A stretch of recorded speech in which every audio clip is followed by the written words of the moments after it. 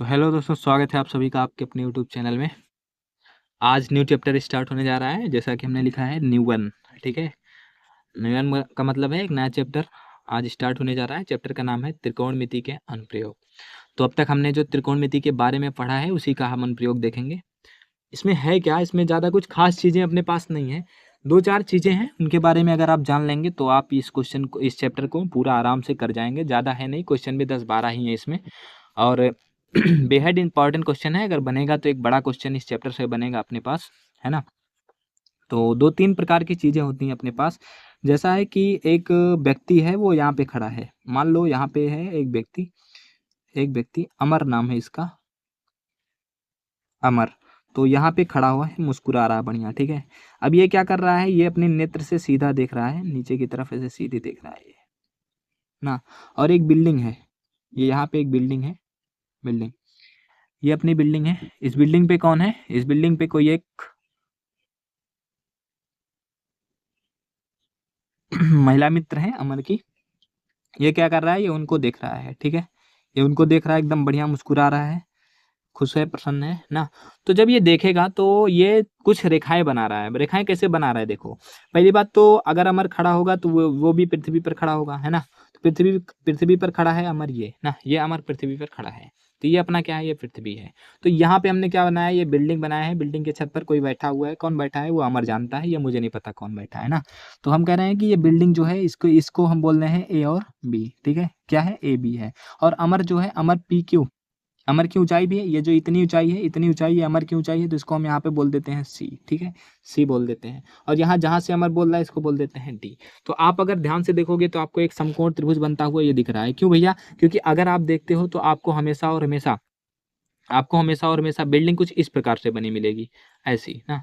ये देखो, जैसे ये अगर पृथ्वी हो, ये अगर पृथ्वी हो, देखिए, ये अगर पृथ्वी हो, ठीक, तो पृथ्वी पर बिल्डिंग कुछ ऐसी लगी होती है ना। आपने किसी बिल्डिंग को ऐसा नहीं देखा होगा, ऐसा देखे हो क्या कि तिरछी हो बिल्डिंग, आपने नहीं देखा है। आपने ऐसा भी नहीं देखा होगा कि इस प्रकार से झुकी हुई हो, झुकी बिल्डिंग आपने नहीं देखा। आपने क्या देखा है, सीधी बिल्डिंग ना। तो ये सीधी बिल्डिंग लगी हुई है, बिल्डिंग पे कोई बैठा हुआ है, जिसको कौन देख रहा है, अमर देख रहा है। तो अमर देखेगा तो अमर की आंखें जिस जिस रास्ते से होकर अमर की आंखें जाएंगी, या अमर की आंखें जिस रास्ते से होकर आगे छत पे देख रही हैं, उस रास्ते को क्या बोल देंगे, उस रास्ते को बोलते हैं अमर की आंखों का रास्ता, या फिर इसे बोलते हैं दृष्टि। अमर की आंख क्या करेगी भैया, दृष्टि करेगी, मतलब देखेगी। तो इसको बोलते हैं क्या भैया, दृष्टि रेखा। कैसी रेखा बोलते हैं, दृष्टि रेखा। ठीक है, और ये जो अमर नीचे से ऊपर देखने में जो कोण बनाता है, इस कोण को बोलते हैं उन्नयन कोण। कैसा कोण भैया, उन्नयन। नयन मतलब होता है आंख, उन्नयन कोण। ठीक है, अगर आपसे कहीं लिखा मिल जाए नयन, नयन, नयन का मतलब क्या होता है, नयन का मतलब होता है नेत्र, नेत्र। और नेत्र का मतलब क्या होता है, आप कहोगे सर आंख होता है। ठीक है, आप देखो है क्या है, उन्नयन कोण, उन्नयन, उन्नयन कोण। ठीक है, तो उनका मतलब क्या होता है, उनका मतलब होता है उठाना, नयन मतलब होता है आंख। अगर आप आंखों को उठा के किसी चीज को देखते हो, आंख को ऊपर करके, सिर को ऊपर करके अगर आप किसी चीज को देखते हो, तो जो एंगल बनता है अपना पृथ्वी पृथ्वी और अपनी दृष्टि रेखा के बीच में जो कोण बनता है, उस कोण को बोलते हैं उन्नयन कोण। समझ में आई बात समझ में आई। अच्छा, तो एक तो अपना उन्नयन कोण बना, दूसरा कोण क्या है, दूसरा है भैया अवनमन कोण। अवनमन कोण कैसे बनेगा, देखो, फिर से हम कह रहे हैं एक बिल्डिंग अपनी लगी हुई है, ये बिल्डिंग लगी हुई है। आप कहीं घूमने टहलने बढ़िया गए हो, एकदम मस्त मगन घूम रहे हो आप, है ना, एकदम मस्त मगन घूम रहे हो, तो आपको ऊपर बिल्डिंग के ऊपर कोई एक मान लो लड़का बैठा हुआ है, जो आपको क्या कर रहा है भैया, देख रहा है। अब जो वो आपको देखेगा, जब वो आपको देखेगा तो उसकी आंखें जो है वो भी क्या करेंगे भैया, वो आपके ऊपर कुछ ना कुछ कोण बनाएंगी ना। लेकिन कोण बनना कैसे चाहिए, हमने बोला कोण पृथ्वी के सापेक्ष बनना चाहिए। तो पृथ्वी तो ये तो है नहीं अपना, ये तो बिल्डिंग है, बिल्डिंग के सापेक्ष बनना है। तो पृथ्वी के सापेक्ष बनने के लिए हमें एक पृथ्वी के सापेक्ष क्या खींचनी पड़ेगी, रेखा। तो पृथ्वी के सापेक्ष जब हमने रेखा खींचा, तो ये जो कोण बन रहा है, इस कोण को हम कौन सा कोण बोलते हैं, इस कोण को बोलते हैं अवनमन कोण। कैसा कोण भैया, अवनमन, अवनमन कोण। ठीक है, ये होता है अवनमन। अवन मतलब होता है नीचे, नमन मतलब होता है देखना। अगर आप नीचे की तरफ देखते हो तो जो कोण बनता है उसे अवनमन कोण कहते हैं। ठीक है, समझ में आई बात समझ में आई। तो हमने आपको दो चीजें बताई हैं कि अगर आप दृष्टि रेखा और पृथ्वी के बीच में नीचे से कोण बनाओगे, नीचे से ऊपर की तरफ देखोगे, तो जो कोण बनेगा उसे कहते हैं उन्नयन कोण। और अगर आप दृष्टि रेखा, ये कौन सी रेखा है, ये रेखा फिर से वही है, दृष्टि रेखा ना, दृष्टि रेखा। अगर आप दृष्टि रेखा से ऊपर से नीचे की तरफ देखोगे तो दृष्टि रेखा और पृथ्वी के समतल के बीच जो कोण बनता है उसे क्या बोलते हैं? अवनमन कोण। तो ये वाला कोण अवनमन कोण हुआ। अब अगर यहाँ पर आप ध्यान से देखोगे तो आपको ऐसा कुछ एक जेड बनता दिख रहा होगा, जेड। और आपने कक्षा 9 में पढ़ा है कि अगर ये जेड बनता है तो जेड के सापेक्ष जो जेड के अंदर के कोण होते हैं ये एकांतर कोण से बराबर होते हैं। किससे? एकांतर कोण से। एकांतर कोण से क्या होते हैं भैया? बराबर होते हैं। मतलब ये जो कोण है, ये जो अवनमन कोण है, जो अवनमन कोण है, नमन, ये हमेशा किसके? उन्नयन कोण के क्या होता है? बराबर होता है। ये चीजें आप याद कर लीजिए। अवनमन कोण जो होता है ये उन्नयन कोण के क्या होता है भैया? बराबर होता है। समझ पाए बात कि नहीं समझ पाए? बताओ, कोई समस्या है यहाँ तक आपको? हाँ, तो अगर कोई समस्या नहीं है तो थोड़ी बहुत चीजें और हैं जो अपने पास हैं वो देखते हैं। देखिए होता क्या है, इसमें क्वेश्चन आपको किस प्रकार से देखने को मिलेंगे। आपसे क्या कहेगा? आपसे कहेगा कि एक मीनार है। क्या कहेगा भैया? कहेगा आपसे एक मीनार है। मीनार की आपको ऊंचाई दे देगा। मान लीजिए आपको मीनार की ऊंचाई दे दिया 10 सेंटीमीटर। फिर आपसे क्या कहेगा? कहेगा एक व्यक्ति मीनार को देखता है और कोण बनाता है 30 डिग्री का। देखो, एक व्यक्ति नीचे से मीनार को देखता है।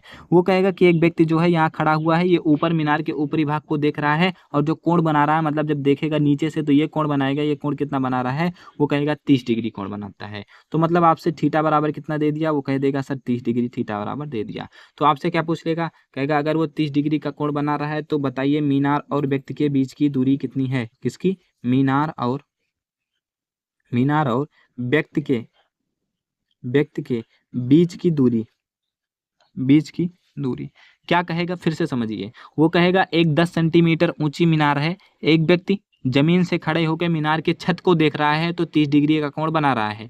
तो बताइए मीनार और व्यक्ति के बीच की दूरी। हम बनाते हैं। हम कह रहे हैं सर ये अपना मीनार है, ये ठीक है, और यहाँ से कोई एक व्यक्ति जो है यहाँ इस बिंदु से क्या कर रहा है? देख रहा है। तो जब देख रहा है तो कितने डिग्री का कोण बना रहा है? वो बना रहा है सर 30 डिग्री का कोण। तो ये है 30 डिग्री का कोण। अब मीनार तो सीधी खड़ी होगी तो ये है 90 डिग्री का कोण। कह रहा है मीनार की ऊंचाई कितनी है? आप कहोगे सर 10 सेंटीमीटर। तो ये कितना हो गया भैया? 10 सेंटीमीटर। अब आपसे क्या कह रहा है? आपसे कह रहा है सर कि मीनार से बस व्यक्ति की दूरी। तो जो मीनार से व्यक्ति की दूरी होगी वो यही दूरी तो होगी। आप कहोगे सर बिल्कुल यही दूरी होगी। अब देखना, अब जो आपने त्रिकोणमिति में पहला चैप्टर पढ़ा था, अगर भाई आपने त्रिकोणमिति का पहला चैप्टर नहीं पढ़ा है तो भाई जाके प्लीज उस चैप्टर को पढ़ लीजिए, क्योंकि अगर आप वो चैप्टर नहीं पढ़ोगे तो आपको त्रिकोणमिति के अनुप्रयोग के कोई भी क्वेश्चन आने वाले हैं नहीं। ठीक है, तो वो सारे क्वेश्चन आपको पढ़ने पड़ेंगे। आप वो सारे क्वेश्चन अगर आप पढ़ लेते हैं तो आपको आएगा ना। यहाँ देखिए, क्योंकि लिखा है अनुप्रयोग। अनुप्रयोग का मतलब होता है उपयोग, कि आप त्रिकोणमिति का उपयोग कहाँ कहाँ कर सकते हो, ये आपको सीखना है। ठीक है, तो जब आप त्रिकोणमिति का उपयोग सीख रहे हो तो आपको पहले त्रिकोणमिति के बारे में पता होना चाहिए, तभी आपका उपयोग आएगा, है ना। तो चलिए चलते हैं भैया। अब देखिए, आप देखेंगे ये एक समकोण त्रिभुज बनना है और हमने बताया सर अगर समकोण त्रिभुज बनेगा तो इस 30 डिग्री के हिसाब से हम देखेंगे तो ये क्या हो जाएगा? आप कहोगे सर ये हो जाएगा आधार, ये 90 के सामने है तो ये हो जाएगा कर्ण, और ये एक जो भुजा बच रही है क्या हो जाएगी? लंब। अब देखो, आपको लंब दिया है, आपसे आधार पूछा है, आपको कोण दिया है, तो आप क्या करोगे सर? फार्मूला लगाओगे। क्या लगाओगे? फार्मूला। क्यों? आप ढूंढोगे कि कौन सा त्रिकोणमितीय अनुपात लंब और आधार के बीच में संबंध दर्शाता है, तो आप कहोगे सर साइन एक ऐसा अनुपात है ना, सॉरी टैन एक ऐसा अनुपात है, टैन जो कहता है कि टैन थीटा बराबर क्या होता है? आप कहोगे सर लंब बटा आधार होता है टैन थीटा बराबर।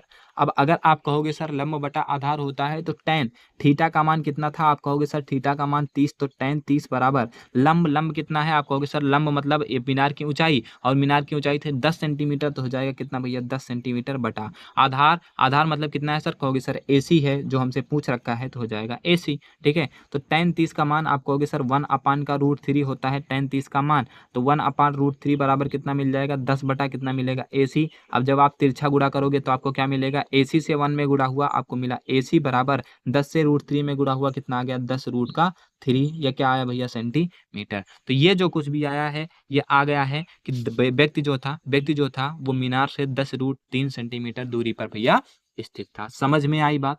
आई आपको बात समझ में? तो इस प्रकार से करते हैं। देखिए भैया, अगर आपको ये समझ में नहीं आया है वीडियो, तो आप वीडियो को 2 बार देखिएगा।